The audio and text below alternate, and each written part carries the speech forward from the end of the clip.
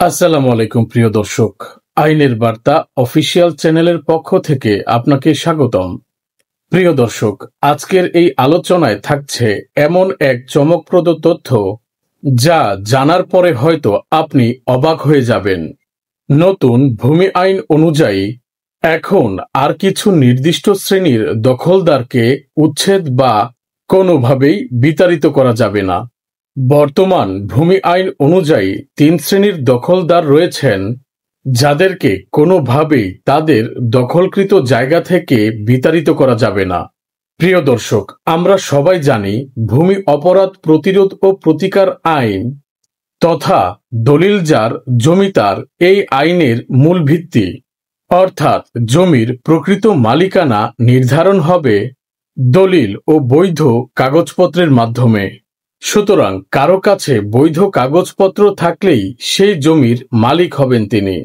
এমনকি শত বছর আগেও তাকে তার জায়গা থেকে উৎখাত বা উচ্ছেদ করা হয়ে থাকে, তাহলেও এই নতুন আইনের মাধ্যমে তিনি তার হারানো জমি খুব সহজেই পুনরুদ্ধার করতে পারবেন। তবে এখানে একটি বিশেষ ব্যতিক্রম রয়েছে।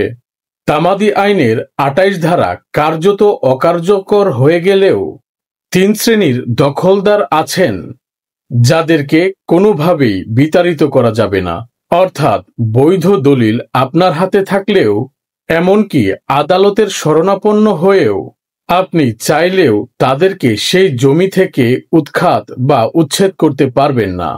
অন্যভাবে বলতে গেলে দলিল আপনার নামে হতে পারে, আইন আপনার পক্ষে থাকতে পারে, কিন্তু এই ৩ শ্রেণীর দখলদাররা যদি সেই জমিতে বসবাস অথবা দখল বজায় রাখেন, তাহলে তাদের দখল আপনি আইনের আশ্রয় নিয়েও ভাঙতে পারবেন না। তো প্রিয় দর্শক, আজকের আলোচনার বিষয়বস্তু খুবই গুরুত্বপূর্ণ, তাই ভিডিওটি না টেনে সম্পূর্ণ দেখুন, যাতে করে কোনো ধরনের তথ্য আপনার মিস না হয়ে যায়। তাহলে চলুন আমরা জেনে নেই কারা এই সৌভাগ্যবান দখলদার। নাম্বার ১, বৈধ ওয়ারিশ দখলদার।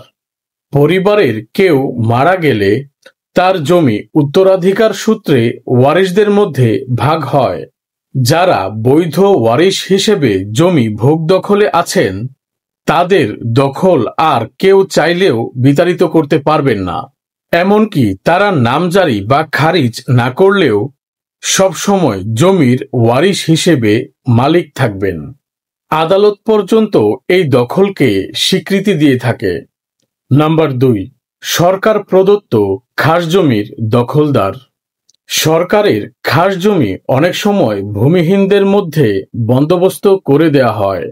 যারা সরকারি মাধ্যমে বৈধভাবে বন্দোবস্তের জমি ভোগ করছেন, তাদেরকে আর চাইলেও সেখান থেকে উচ্ছেদ করা যাবে না। নতুন আইনে স্পষ্টভাবে বলা হয়েছে, একমাত্র বন্দোবস্ত করে দেওয়া হলে সেই জমি সেই পরিবারের জন্য স্থায়ী সম্পত্তি হয়ে যাবে। তাই এই শ্রেণীর দখলদারকে বিতাড়িত করা আইনত অসম্ভব।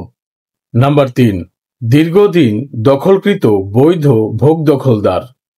কোনো জমির মালিক দীর্ঘদিন যাবৎ বিদেশে অবস্থান করছেন, অথবা জমির খতিয়ান হালনাগাদ হয়নি, কিন্তু প্রতিবেশী অথবা পরিবারের কেউ সেই জমি দীর্ঘদিন ধরে শান্তিপূর্ণভাবে ভোগ বা দখল করে আসছেন। নতুন আইনে বলা আছে, একটি নির্দিষ্ট সময়ের বেশি শান্তিপূর্ণভাবে কেউ ভোগ দখলে থাকলে তাকে আর সেই জায়গা থেকে উৎখাত বা উচ্ছেদ করা যাবে না। একে বলা হয় লফুল পজিশন বা বৈধ ভোগ দখল। এবার চলুন জেনে নিই কেন তাদের বিতাড়িত করা যাবে না। আইন শৃঙ্খলা রক্ষা, সামাজিক স্থিতিশীলতা এবং সেই সাথে দীর্ঘদিনের ভোগ দখলকে বৈধতা দেওয়ার জন্য সরকার এই সুরক্ষা দিয়েছে। এতে অযথা জমি নিয়ে বিরোধ, মামলা মোকদ্দমা ও দখলদারির ঝামেলা কমবে। তো প্রিয় দর্শক, শেষ কথা হচ্ছে এটাই, এই ৩ শ্রেণীর দখলদারকে চাইলেই যে কেউ তার জায়গা থেকে উৎখাত করতে পারবে না। আবারও বলছি, নাম্বার ১, বৈধ ওয়ারিশ দখলদার। নাম্বার ২, খাস জমি বন্দোবস্তপ্রাপ্ত দখলদার। নাম্বার 3, দীর্ঘদিন দখলে থাকা বৈধ দখলদার। আশা করি আজকের ভিডিওর মাধ্যমে আপনি একটি গুরুত্বপূর্ণ তথ্য জানতে পেরেছেন, সেই সাথে স্পষ্ট একটি ধারণা নিয়েছেন। তো প্রিয় দর্শক, ভিডিওটি ভালো লাগলে লাইক, শেয়ার ও সাবস্ক্রাইব করতে ভুলবেন না।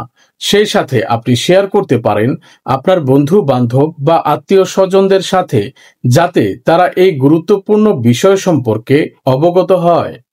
ভূমি সংক্রান্ত এমন গুরুত্বপূর্ণ তথ্য পেতে আমাদের আইনের বার্তা অফিসিয়াল চ্যানেলটি অবশ্যই সাবস্ক্রাইব করে পাশে থাকুন। সেই সাথে কমেন্টের মাধ্যমে আপনি আপনার মূল্যবান মতামত অথবা আপনার সমস্যার কথা আমাদের জানাতে পারেন। তো প্রিয় দর্শক, আজকে এ পর্যন্তই। দেখা হবে পরবর্তী ভিডিওতে।